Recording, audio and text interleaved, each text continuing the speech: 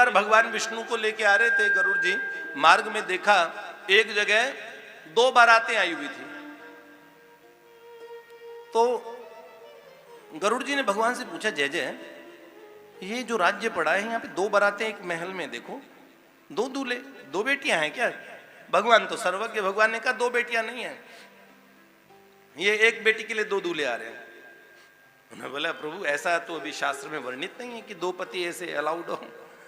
तो उन्होंने कहा देखो बात ये है, माँ बाप दोनों जिद्दी है, तो पिता अपनी पसंद के दूल्हे को बुलवा लिया और माता जी ने कहा हम भी बड़े बाप की बेटी हैं, देखते हैं किससे ब्याह होता है। तो मां की जिद थी,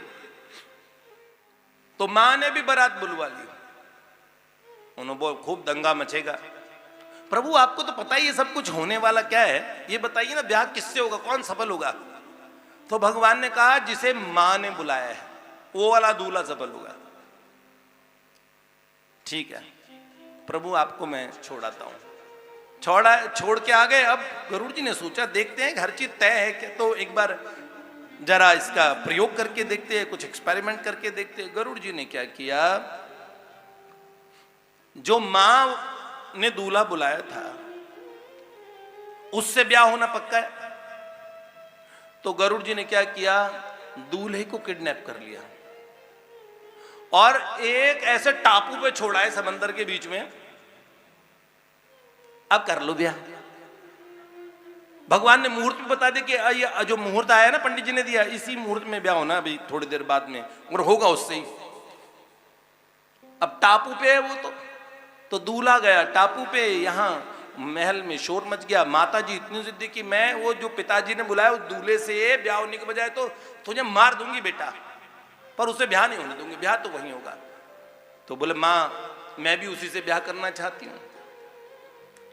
तो मां ने कहा मेरे लाडो कुछ उपाय ढूंढती हूं।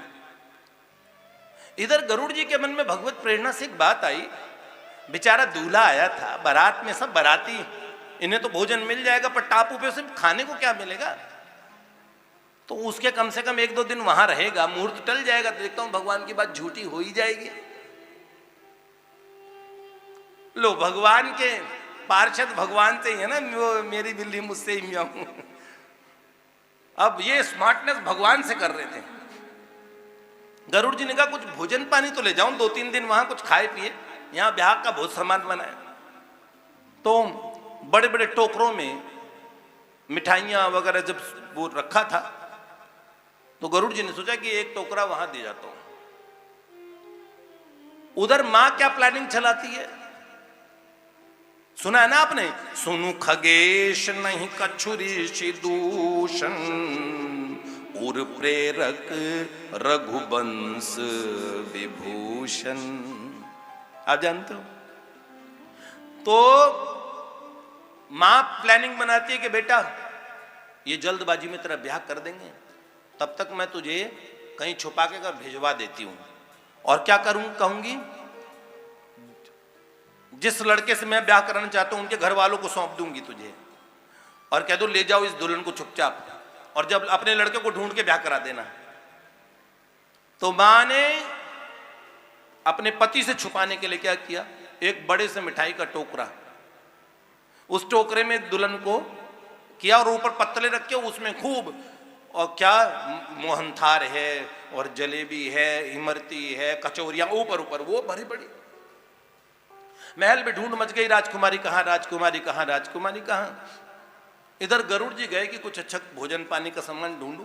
बड़ा टोकरा दिखा ना, माँ ने बड़े टोकरे में तो राजकुमारी आएगी, सबसे बड़ा टोकरा देखा। गरुड़ जी ने कहा 4-5 दिन भी बेचारा रहेगा तो मिठाई पूड़ी वगैरह खा के आराम से रह लेगा। तो बड़ा टोकरा गरुड़ जी ने उठाया और वहां उस राजकुमार के सामने रख दिया। राजकुमार बिल्कुल अपसेट, उन्होंने बुलाया क्या लाए हो? तो उन्होंने कहा तुम्हारे लिए भोजन लाया हूं। तो उन्होंने कहा भोजन भोजन मैं क्या ही करूंगा। अंतर कसमासाती हुई राजकुमारी निकल गई बाहर, सारे कचौरी वचौरी सब ऊपर हो गए। अरे गरुड़ जी ने देखा तो राजकुमारी, अरे तुम यहां कैसे पहुंच गई? महाराज आप ही लाए हो। गरुड़ जी मैं तो इनसे ही ब्याह करूंगी। अब गरुड़ जी ने कहा ब्याह कैसे कराऊं, ब्याह कराने वाला तो कोई नहीं। उन्होंने बोला अब महाराज वेद मंत्र तो आपके पंख पंख में है। आप खड़े हो जाओ, आप ही हमारी जयमाला डलाओ, हमारा ब्याह भी आप ही कराओ। ब्याह भी गरुड़ जी को कराना पड़ा। और जब दोनों दूल्हा दुल्हन को विदा करा के और जब छोड़ने गए और फिर आए प्रभु के पास, तो भगवान ने कहा कहाँ से आ रहे हो?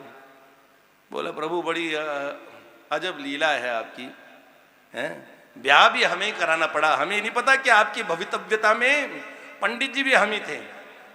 बताइए। भक्तवत्सल भगवान की जय।